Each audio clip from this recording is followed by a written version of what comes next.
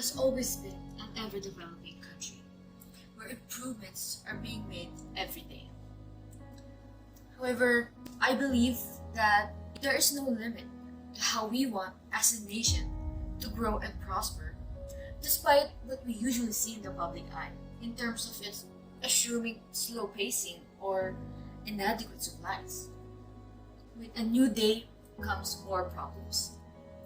To every question, should there be solutions and answers to be addressed if and only if we enact as one in continuing this ongoing progress.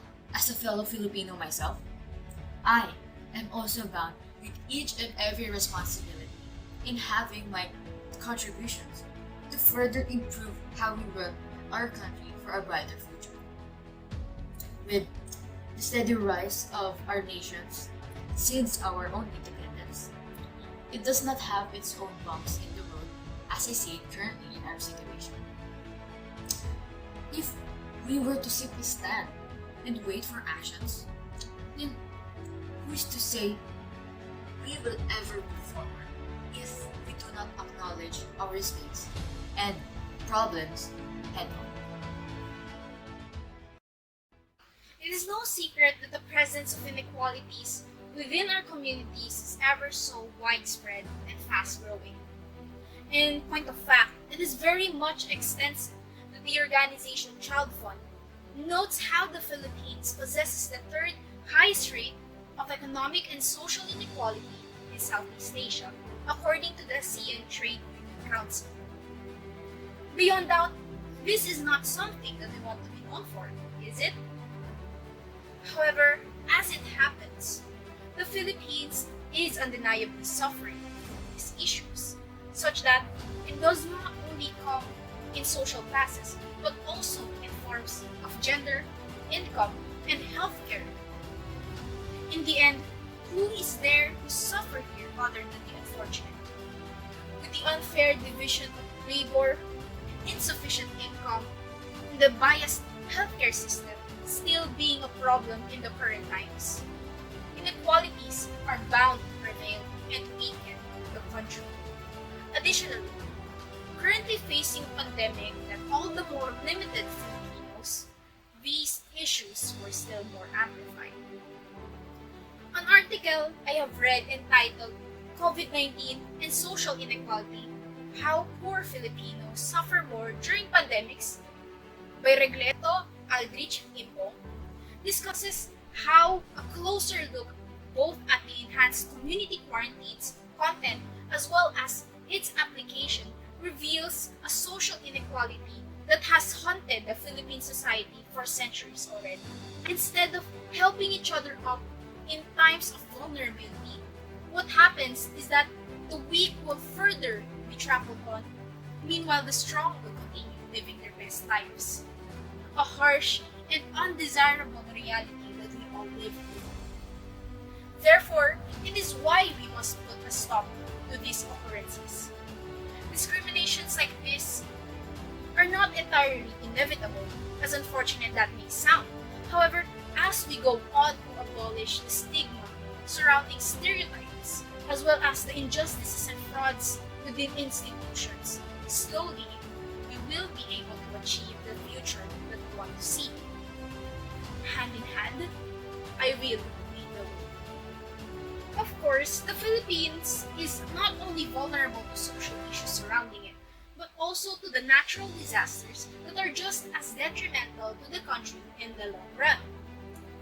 The Philippines is no stranger to calamities that cause danger to the lives of many Filipinos. Likewise, climate change and global warming are terms that people are very much familiar with. These being often heard in Philippine schools and households. Its impacts know no bounds. The National Integrated Climate Change Database Information and Exchange System enumerates consequences that negatively affect the Philippines, mainly regarding our ecosystems, environment, and economy. With the change of climate patterns, irregularities may arise and may cause hazards to the Philippine ecosystems and environment overall. Furthermore, this also poses a threat to the economy of the country, as areas such as agriculture, together with the livelihood of many Filipino people, heavily rely on this. However, these adverse results ought to have a cause as to how they have come about. Ultimately, individuals such as ourselves are possibly at fault. Simple acts that may have a harmful underlying effect on nature contribute to the bigger picture. Our experts from Pag-asa narrates how most recent scientific assessments have confirmed that the warming of the climate system since the mid-20th century is most likely due to human activities. Anyone could have played a part in this. You could have played a part in this.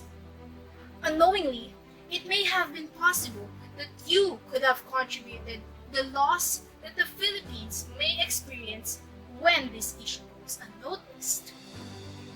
Accordingly, I opt to create and continue programs that will better educate Filipinos on this matter, giving them the chance to make a change within our communities, with them being fully aware that whatever they would choose to do would have an equal action from nature. It would give them the wisdom that would allow them to decide what is best for their environment. Simply, if we take a look at how leaders run our community, it is the actions and witnesses of these people that do reflect on how corruption can play out, be it in our government or in our fellow countrymen. With that said, what else do we do for corruption within is by handling those already included in this unjustified system of control of each sector in the Philippines. As one were to quote Martinez, addressing corruption in the Philippines requires a multi-pronged strategy to raise general awareness of the problem. Do you see how long corruption plagued the way people govern those in our nation? Through the act of using certain mechanisms such as creating laws and regulations to monitor corrupt practices within the government, supporting anti-corruption organizations and civil society groups, and many other ways can prove that the country is capable of having a systematized democratic politics. This is to ensure that we, as citizens, do not easily fall or accept how such actions or acts are allowed within such an important governing body in the Philippines. With overthrowing corruption comes providing the necessary counsel, or better yet, cleansing malicious acts to avoid making the same bad decisions over and over again. That truly is why that such team building and supportive acts I would like to be enacted for the benefit of our own selves as people living in the same space and same blood in the long run.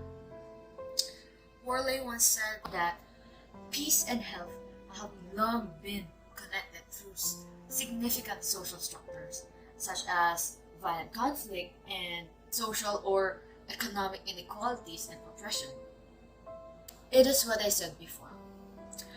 This backs up how I want to change the inequality issue that we already have in our country in constructing a new system of building trust and key communication in dealing with the problematic actions of Filipinos we see today.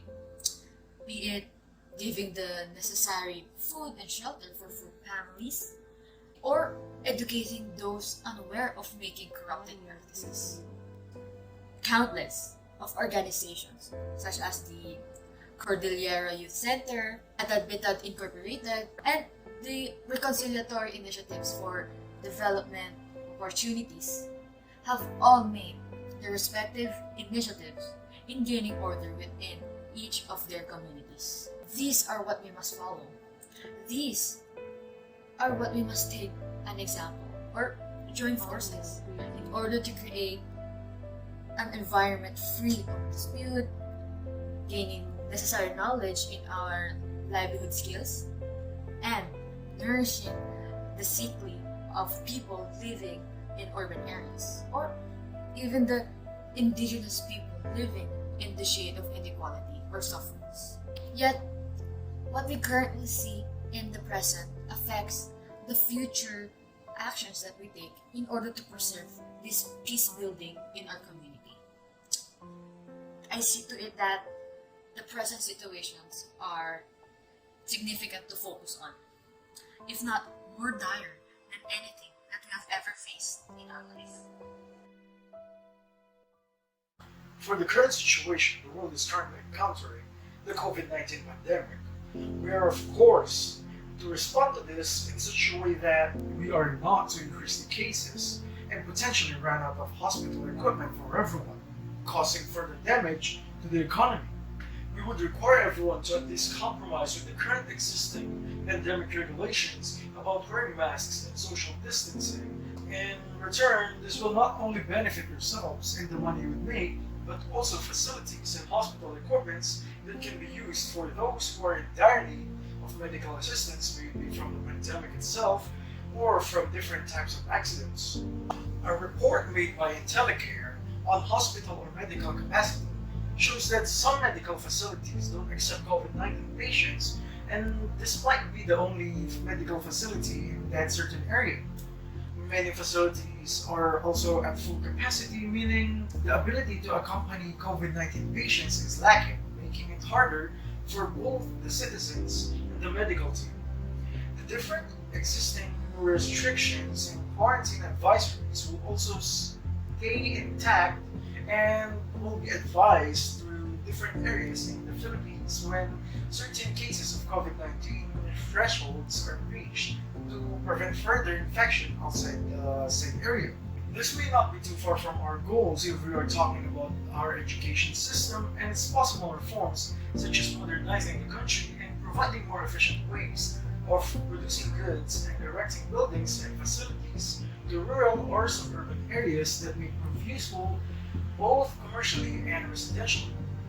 Suddenly constructing different levels of schools may provide better learning environments, but those who are willing to give it their all and try to get first-hand experience of their interests and potential career won't be able to gain experience as basic facilities might be missing, and there is not enough materials or equipment to provide these growing adults the necessary knowledge and proficiency in their field of interest that may potentially lead to their careers. I plan to continue the K-12 program to better allow the students to hone their skills in the field they are interested in. This extra 2 years shall provide more time to gain experience and basic proficiencies for graduating junior high school students. Just like as stated in an article made by Enderun Colleges, this would be an advantage to young adults venturing out into the professional world because they would be much more equipped to deal with the higher level of learning as they enter college. The idea to let students tackle their desired field of work only will also be suggested. These specialized focused learning curriculums will not only reduce the workloads for the students but also allow them to better remember their potential role in the economy. Not only the knowledge they use for other subjects will be hazy due to the amount of subjects required for them to learn, the time and effort they provide for that subject might just be for naught if they are not going to use it in the job they are going to apply for. This is but another idea that may have potential to allow students to better learn their position in the workforce without much hassle in their sanity. I do not think that quantity equals power, yet the act of unity is the very key to attaining greatness in each problem that we face on a daily basis. For that, I believe the Philippine people are capable of having drive power once they have set their mind to it with the proper time and materials provided for each person. Though loopholes are bound to form its way once such regulations are implemented. It is I who assures that these do not go unnoticed or stored away. Instead, being reminders, there will always be a way for improvement in these abnormalities in the road to progress. The different problems we should be facing in the upcoming future, may it be inequality, poverty, environmental, constitutional, health-wise, or knowledge, do we strive more in terms of strength and unified forces? As our beloved late national hero once said, bukas, magiging mamamayan tayo ng Pilipinas kung saan ang kapalaran niya ay magiging maganda sapagkat nasa magpakali na siyang mga kamay. That is to say, no one is there to do the change. We, as Filipinos living in the Philippines, are there to